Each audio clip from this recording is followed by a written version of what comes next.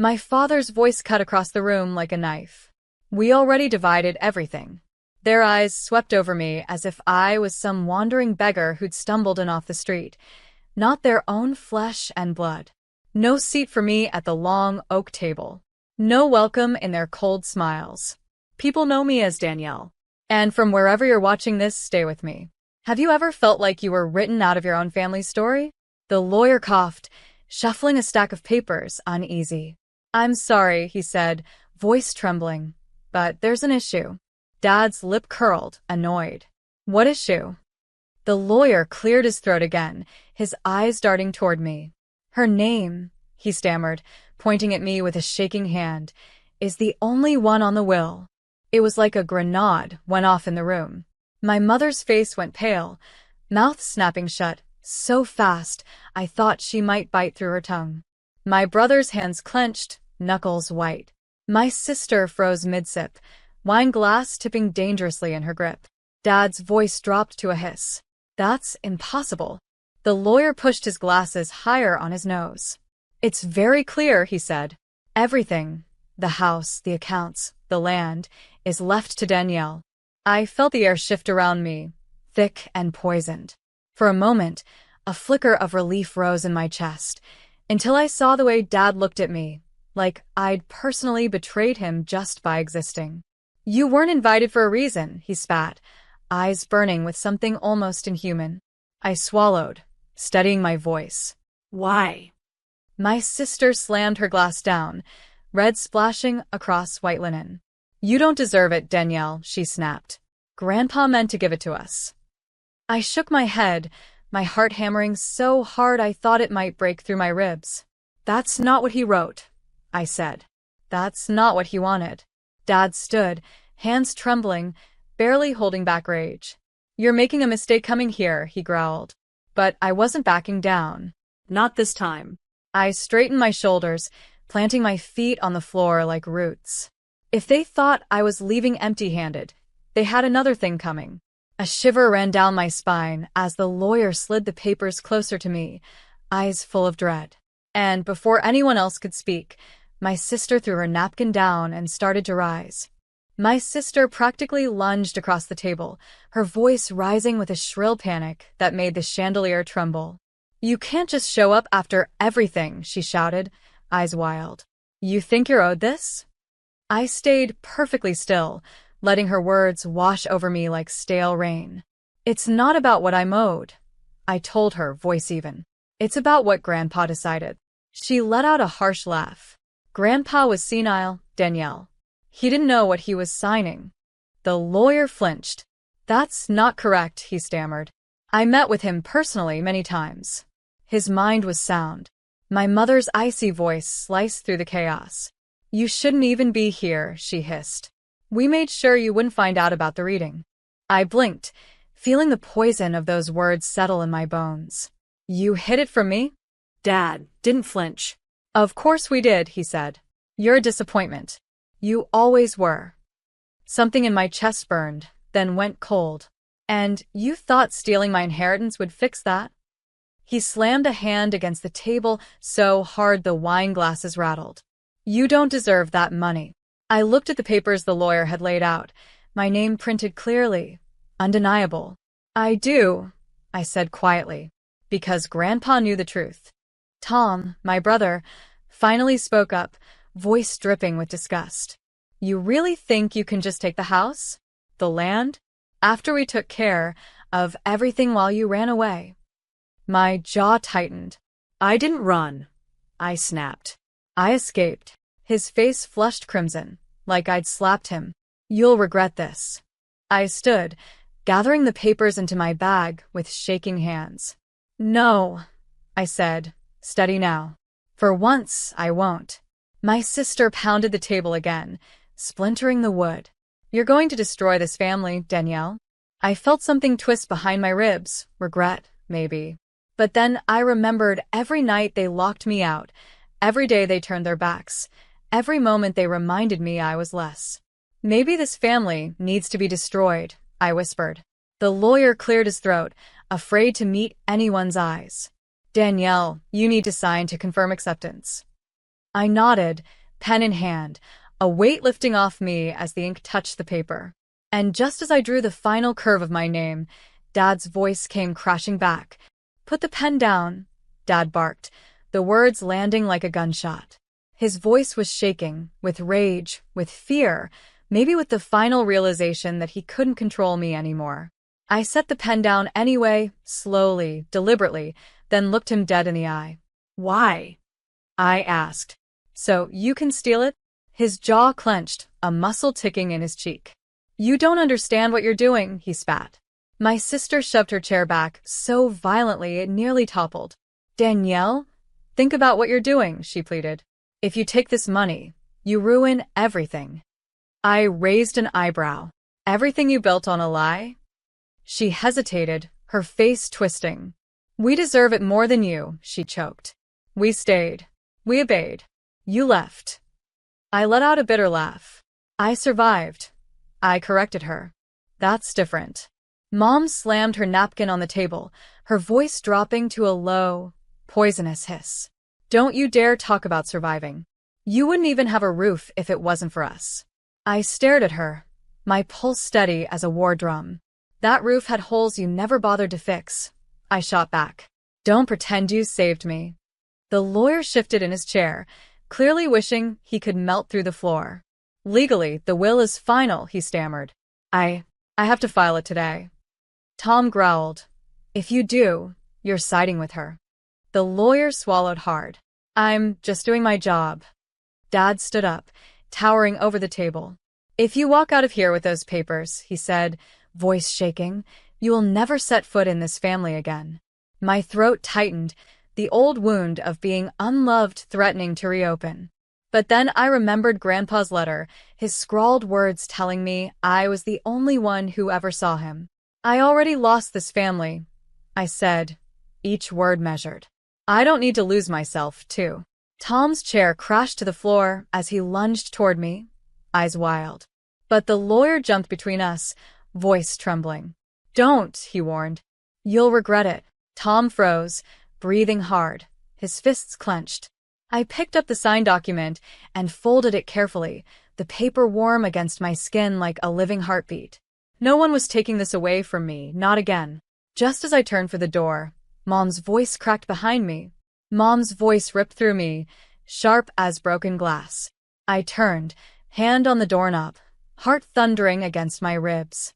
She stood there trembling, mascara smudged, clinging to the table like it was the only thing keeping her upright. "If you do this," she rasped, "you will destroy this family." I let the weight of her words sink in, then shook my head. "No, Mom," I said, voice quiet but ironclad. "You destroyed it the day you decided I wasn't part of it." Her face crumpled, rage and grief dancing together. "We raised you," she cried. "We fed you, clothed you. How can you turn your back on us?" My throat burned with the memory of cold dinners alone, birthdays forgotten, tears wiped away in silence. "You raised me to survive you," I told her, steady. "And now I'm finally free." Tom stalked forward, still seething. "You're nothing without us," he snarled. "No one will stand with you once they see what you've done." I squared my shoulders, breathing through the sting. "I'd rather stand alone than be your puppet," I fired back. The lawyer tried to cut the tension, his voice barely more than a squeak. "Danielle, if you want me to file this, I'll escort you to the courthouse myself," he offered. My sister let out a strangled sob. "Please," she begged, "don't take everything. We'll have nothing." I swallowed the guilt like a bitter pill. "I had nothing for years," I reminded her. "And none of you cared." Mom stepped forward again, her hand shaking as she reached for mine. "Danielle, sweetheart, you don't understand." I pulled away. "No," I interrupted. "You don't understand. You raised me in your shadows and called it love. You made me believe I was small. I'm done playing that part." A hush fell so deep it hurt my ears. I turned the doorknob, tasting freedom at last, when Dad's voice thundered one more time. "Walk out, and you're dead to us." I paused, let the ache settle, then turned back with a calm that surprised even me. "Then consider me reborn," I said, stepping through the doorway without looking back. As the door clicked shut behind me, I heard a crash inside, like the past finally breaking. The courthouse steps burned beneath my feet, sunlight glaring off the white stone as I gripped the file folder so tight my knuckles ached. Each step felt like shedding 1,000 pounds of shame. The lawyer walked next to me, trying to keep up, breathing hard. "You okay?" he asked, cautious. I nodded, though a tremor ran through me. "I will be," I said, voice steadier than I felt. We stepped inside, the blast of cold air making me shiver. It smelled like stale coffee and paperwork and a strange kind of hope. As we reached the clerk's window, my phone vibrated again and again in my pocket. I didn't have to look to know it was them, Tom, Mom, Dad. I ignored it. The clerk, a tired woman in thick glasses, glanced up. "What can I help you with?" My throat went dry, but I managed. "I need to file this will." The lawyer gave her the paperwork, hands steady now. "Everything is correct. All signatures are final." The clerk flipped through the pages, scanning, then nodded. "Looks clean," she confirmed. "It will be processed today." A breath whooshed from my lungs, relief, terror, all tangled together. The lawyer turned to me, offering a small, reassuring smile. "You did it," he said. "It's yours." Yours. That word sank into my bones, so unfamiliar it almost hurt. Mine. My future. My freedom. For a second, a wave of sadness crashed through me. I could still hear my mother's voice, that poison sweetness, trying to pull me back. I could see my sister's tears. But then I remembered the way they'd left me out, the years of closed doors and cold shoulders, and I knew this was the only path left. The lawyer handed me a receipt, stamped and sealed. "Congratulations, Danielle," he said. "Your grandfather would be proud." I smiled, tears finally spilling down my cheeks, unstoppable. "Thank you," I whispered.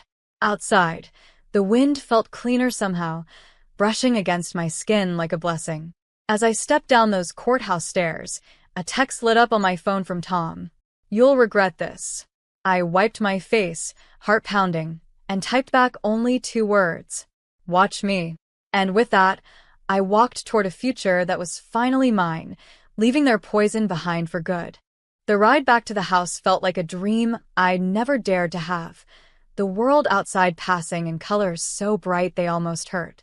My hands rested on the folder in my lap, the lawyer's stamped receipt still tucked inside. Every mile away from them felt like peeling off another layer of suffocation. As I pulled into the driveway of my house, the house they had tried to erase me from, I saw the front steps, the same cracked tiles Grandpa used to complain about, and I felt something shift in my chest. Home. I stepped out, keys trembling in my hand, breathing in the quiet. No yelling, no shame, no heavy air, just a silence, so wide it felt like forgiveness. I unlocked the door, stepping inside. The place was exactly how I remembered it.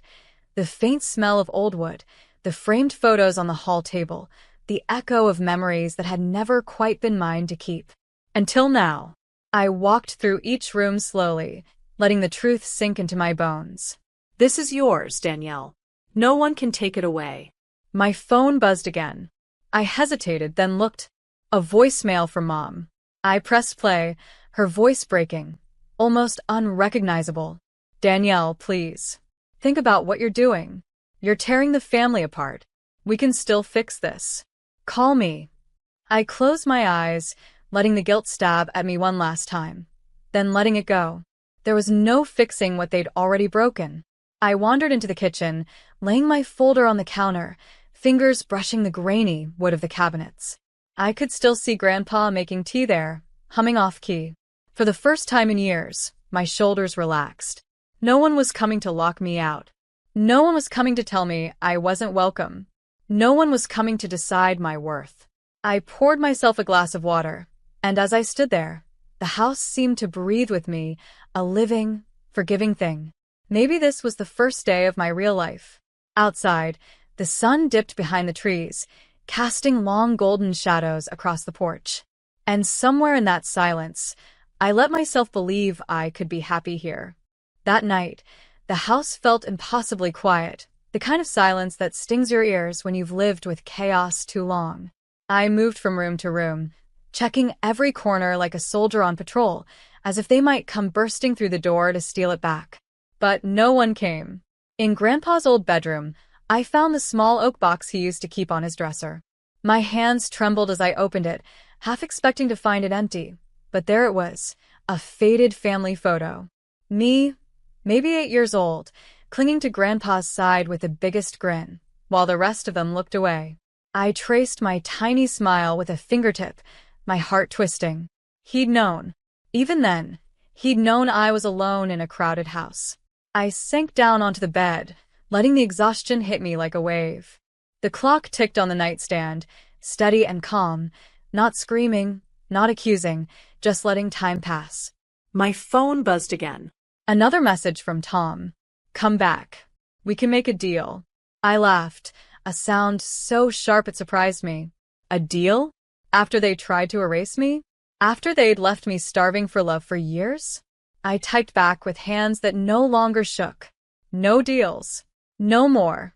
Then I turned off the phone completely, letting the silence wrap around me like a warm blanket. Outside, the wind rattled the old shutters, but the house stood strong, refusing to fall. So would I. I closed my eyes and let myself dream, really dream, for the first time in years, about painting the porch, planting flowers out front, cooking a meal that didn't taste like pity. Tomorrow, I would go through the documents again, call the bank, change every lock, make this place safe, truly mine. No one would ever take it away. And for the first time, I realized I wasn't afraid of what came next. I was ready to build a life that no one could rewrite, no matter how many times they tried. Outside, the stars blinked through the night sky, quiet witnesses to my freedom. And in that gentle darkness, I found peace. The next morning felt like a rebirth. I woke up with the sunlight spilling through Grandpa's old curtains, warming my face in a way I'd almost forgotten. There was no shouting, no guilt dripping through the walls, just the soft creak of floorboards beneath my feet. I padded down the hallway, still half in a dream, and stepped onto the porch. The air was sharp and clean, carrying the promise of something better. My phone stayed shut off on the kitchen counter. I refused to let their poison follow me into this new day. Instead, I sat on the porch swing, looking over the yard I'd once believed I'd never see again. For a moment, I let myself remember it all. The cruel words, the cold shoulders, the quiet tears no one ever noticed. Then I let those memories go. Grandpa had trusted me with this place because he'd seen something they refused to see. My heart, my strength, my ability to build something whole out of all their brokenness. And I would honor him, not with revenge, but with peace. I'd paint these walls in colors I chose. I'd fill these rooms with laughter I could believe in. I'd sleep under this roof, knowing no one could ever push me out again. If they came back for me, I'd stand tall. If they tried to steal from me again, I'd fight. But I wouldn't let them shrink me anymore. This was my beginning. My chance to write the ending they'd never allow me to have. For the first time, I wanted to live, really live, without apology. I looked up at the sky, whispered a quiet thank you to Grandpa, and let a smile stretch across my face. This was mine. This was enough. And nothing, no family, no past, no poison, would ever strip it away again.